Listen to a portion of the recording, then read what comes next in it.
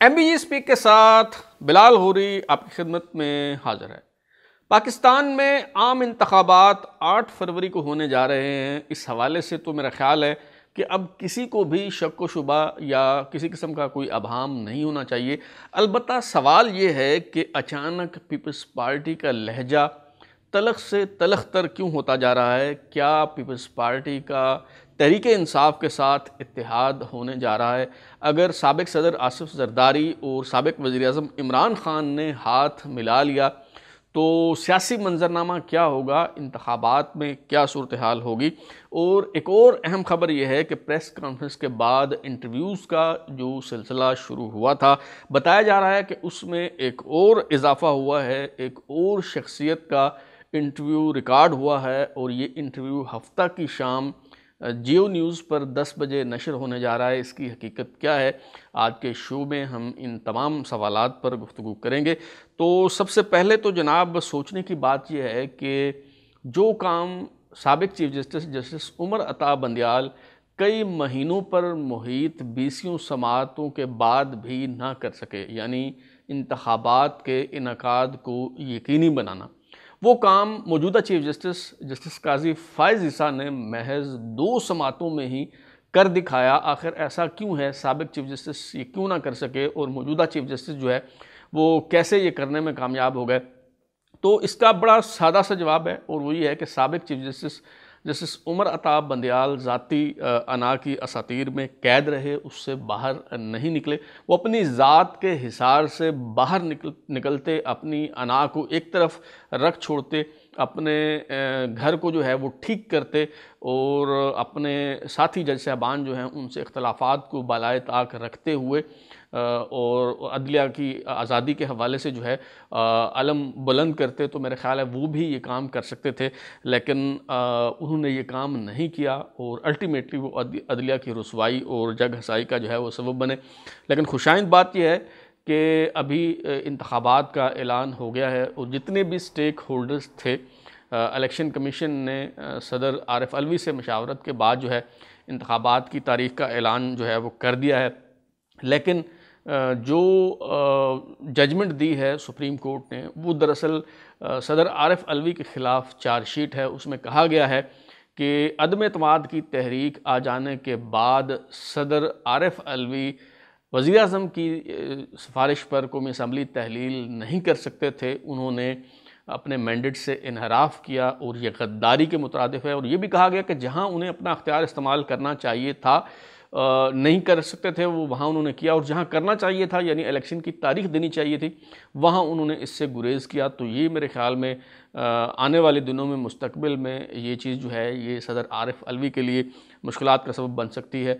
और chief justice काजी फ़ाइज़ ईसा ने समाअत के दौरान मीडिया के हवाले से भी जो है वो बात की और उन्होंने कहा कि मायूसी फैलाने वाले जो यूट्यूबर्स हैं उसकी उन्होंने सर्जिश की और उन्होंने कहा कि जी अब अगर किसी को इंतखाबात के इनकाद के हवाले से कोई शक व शुबा है तो वो टीवी पर नहीं बल्कि अपनी बीवी से जो है वो बात करें।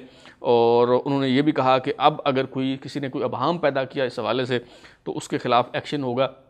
वैसे चीफ जस्टिस साहब ने इस हवाले से वजाहत नहीं की कि जिन यूट्यूबर्स की जो है वो बीवियां नहीं हैं, जिनकी तलाक हो चुकी है या जिनकी अभी शादियां नहीं हुई, वो क्या करें, क्या वो जो है वो इस तरह की बातें कर सकते हैं। और दूसरी बात ये है कि बीवियों को बहुत इजी ले रहे हैं जस्टिस काजी फ़ाइज़ ईसा साहब। उन्हें शायद इस बात का इदराक नहीं है, अंदाज़ा नहीं है कि बीवियां जो हैं वो शोहरों को बोलने नहीं देती और बीवियों के सामने लबकुशाई जो है वो कितनी मुश्किल होती है। चूँकि बीवियों के सामने चलती नहीं है, इसलिए जो यूट्यूबर होते हैं वो बेचारे यूट्यूब पे आके या टीवी चैनल्स पे आके जो है वहाँ तजिया निगारी और तबसरा निगारी जो है वो करते हैं।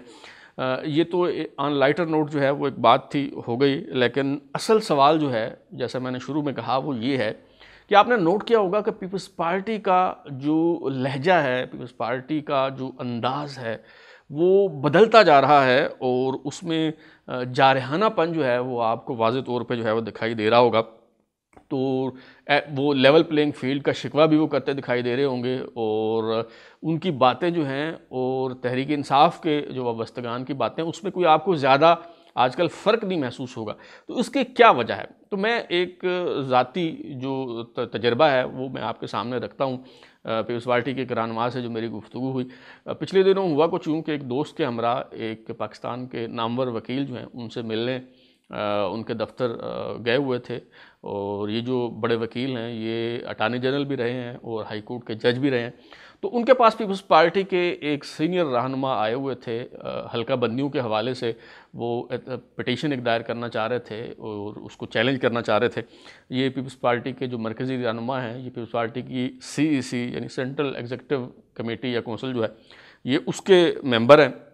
मैंने उनसे पूछा, बल्कि पूछना चाह रहा था मैं इस हवाले से कि ये क्या माजरा है, लेकिन बात करने से पहले ही उन्होंने एक ऐसी बात कह दी जो बात आजकल तहरीक-ए-इंसाफ के लोग जो हैं वो करते दिखाई दे रहे हैं। मिसाल के तौर पे उन्होंने कहा तंज़िया अंदाज में, उन्होंने कहा देखिए जनाब, ये वाहिद इलेक्शन है कि जिसमें इलेक्शन के बारे में तो कुछ नहीं पता कि इलेक्शन कब हो रहा है, लेकिन ये सबको पता है कि वज़ीर आज़म कौन है। और ये चूँकि 4-5 दिन पहले की बात है, तब सुप्रीम कोर्ट में इस हवाले से जो है वो समाअत नहीं हुई थी और इंतखाबात की तारीख़ तय नहीं हुई थी। तो अब बहरहाल मेरे ख़्याल में उन्हें पता चल गया होगा कि इंतखाबात जो हैं वो कब होने जा रहे हैं। इस हवाले से मेरा नहीं ख्याल कि अब उन्हें कोई शक व शुबा होगा। बहरहाल उनसे जो है वो पूछा गया कि जी क्या वजह है कि पीपल्स पार्टी का लहजा जो है वो तल्ख़ होता जा रहा है। बिलावल भुट्टो ज़रदारी जो हैं वो नून लीग के ख़िलाफ़ जो है वो बातें करते नज़र आ रहे हैं। और आसिफ ज़रदारी साहब जो हैं उन्होंने भी, आपको याद होगा कि पिछले दिनों बयान दिया है कि मैं मियां नवाज शरीफ को वज़ीर आज़म नहीं बनने दूंगा। तो इस तरह की बातें जो हैं वो क्यों हो रही हैं? तो उन्होंने, ये जो पीपल्स पार्टी के मरकज़ी रहनुमा थे, उन्होंने कहा कि जी बात दरअसल ये है कि ये जो लहजा है जिसके बारे में आप बात कर रहे हैं, ये आने वाले दिनों में आपको इस हवाले से मज़ीद तब्दीली जो है वो महसूस होगी और मज़ीद तलख़ी आपको दिखाई देगी, मज़ीद इसमें जारहानापन जो है वो आपको नज़र आएगा। और उन्होंने कहा कि जी होना चाहिए। उन्होंने कहा जी इसलिए होना चाहिए, उनका ये मौक़िफ़ था कि PDM से इत्तेहाद करके और हुकूमत बना के उन्होंने कहा कि जी हमें जो है वो बड़ा नुकसान हुआ है, क्योंकि जो नवाज़ शरीफ, एंटी नवाज़ शरीफ जो वोट है, मुस्लिम लीग नवाज़ की मुखालफत में जो वोट पड़ता है, उस वोट को अगर जो है हमें साथ मिलाना है तो हमें मज़ीद जो है नून लीग से फासले भी पैदा करने होंगे, नून लीग के ख़िलाफ़ बात भी करनी होगी और मज़ीद जारहाना अंदाज़ जो है वो अपनाना होगा। तो अब मेरे ख़्याल में आपको बात थोड़ी सी जो है वो समझ आ गई होगी और मज़ीद मैं थोड़ा सा इसमें क्लैरिटी जो है वो कर देता हूँ। असल में पीपल्स पार्टी को ये तवक्को थी कि जब इमरान खान फारिग होंगे तो उनकी जगह बिलावल भुट्टो ज़रदारी को सिलेक्ट किया जाएगा। और शुरू में ये नज़र भी आ रहा था, इन खदशात का इजहार भी कुछ लोग जो है वो कर रहे थे, लेकिन ये हुआ नहीं। तो एक तो इस हवाले से जो है वो पीपल्स पार्टी को मायूसी हुई।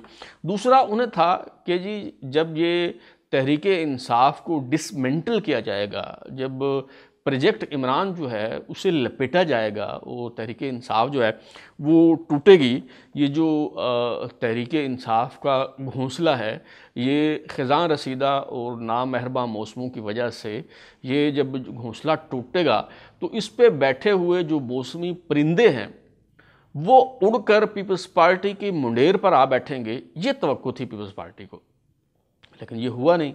क्योंकि आप पंजाब में भी देखें, तहरीक-ए-इंसाफ जब टूटी तो तहरीक-ए-इस्तेहकाम पार्टी जो है वो बना दी गई या बन गई और काफ़ी लोग जो हैं वो उस तरफ चले गए।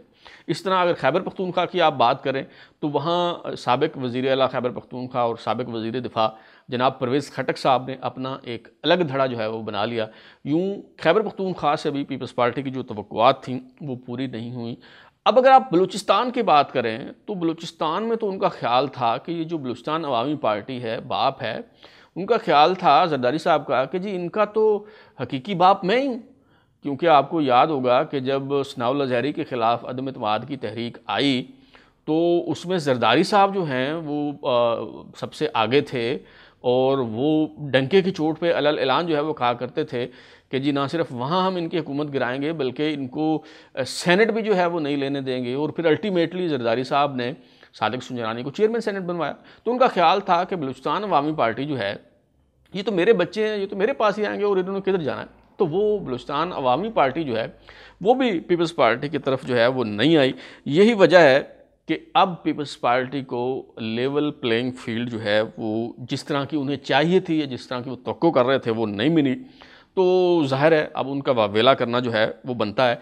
लेकिन सबसे अहम तरीन सवाल ये है कि क्या बात वावेले से आगे बढ़ेगी या बढ़ चुकी है या नहीं।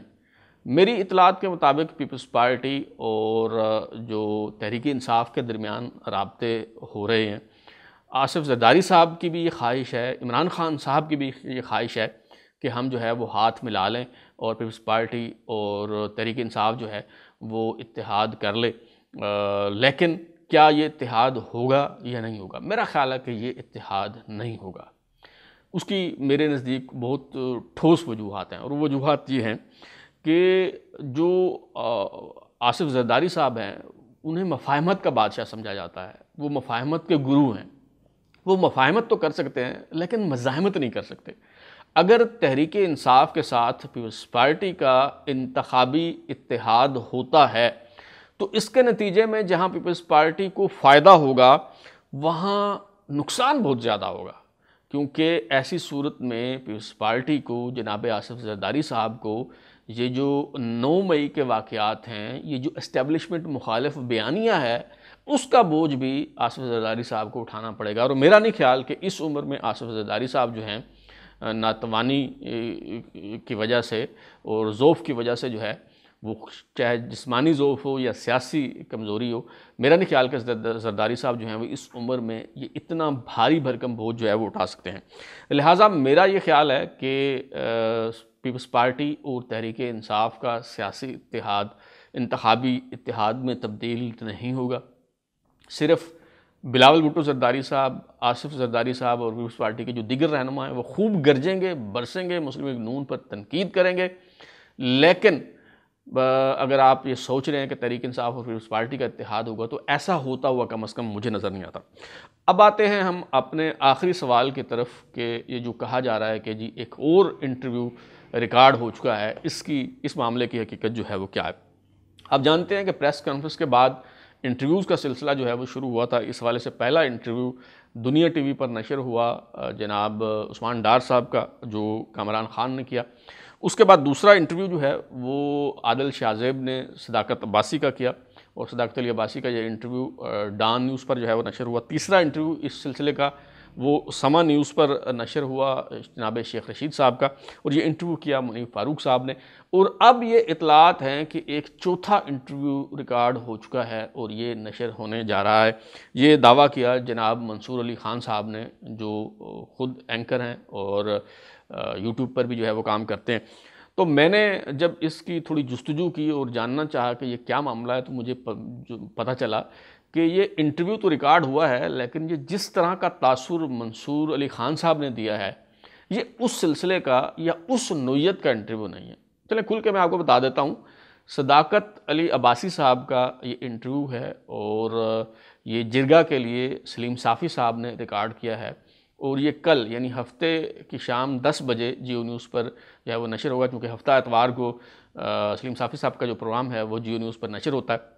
तो सदाकत अली अब्बासी साहब का ये इंटरव्यू है, और मैंने जो कहा था कि आप इसको उस सिलसिले का इंटरव्यू जो है वो नहीं कह सकते, वो इसलिए आप नहीं कह सकते क्योंकि सदाकत अली अब्बासी साहब जो हैं ये उनका पहला इंटरव्यू नहीं है। सदाकत अली अब्बासी साहब जो हैं वो इससे पहले इंटरव्यू दे चुके हैं आदिल शाहज़ेब को, और वो डान न्यूज़ पर जो है वो नशर हुआ, और यूँ समझिए कि नथ उतराई जो है वो उनकी पहले ही हो चुकी है। लिहाजा अब वो आज़ाद हैं, वो किसी को भी इंटरव्यू दे सकते हैं। जिस तरह के मिसाल के तौर पे शेख रशीद साहब को आपने देखा होगा कि समा न्यूज़ पर इंटरव्यू नशर होने के बाद वो कई दफ़ा जो है वो मीडिया पर आए, कई सवालों के जवाब उन्होंने दिए, कई सवालों के जवाब उन्होंने नहीं दिए, लेकिन बहरहाल वो दस्तयाब हैं, वो किसी को भी इंटरव्यू दे सकते हैं, वो आज़ाद हैं। तो इसी तरह सदाकत अली अब्बासी साहब का भी जो पहला इंटरव्यू था, उस इंटरव्यू के बाद वो घर गए, वो अपने घर वालों के साथ जो है मौजूद हैं, अब वो आज़ाद हैं, अब वो किसी को भी जो है वो इंटरव्यू दे सकते हैं। लिहाजा ये जो इंटरव्यू है जो जिरगा पर नशर होने जा रहा है और सलीम साफ़ी साहब ने किया है, मेरा ख्याल है कि इसे उस नोयत का इंटरव्यू कहना जो है ये थोड़ी सी ज़्यादती हो जाएगी। अब तक के लिए इतना ही। बिलाल लोधी को इजाज़त दीजिए, फिर मुलाकात होगी। अगर आपको हमारा शो पसंद आया तो उसे लाइक करें, कमेंट करें, शेयर करें, और हमारा चैनल सब्सक्राइब करने के बाद बेल आइकन यानी घंटी ज़रूर दबाएं ताकि आपको नई वीडियोज़ के नोटिफिकेशन मिलते रहें। बहुत शुक्रिया।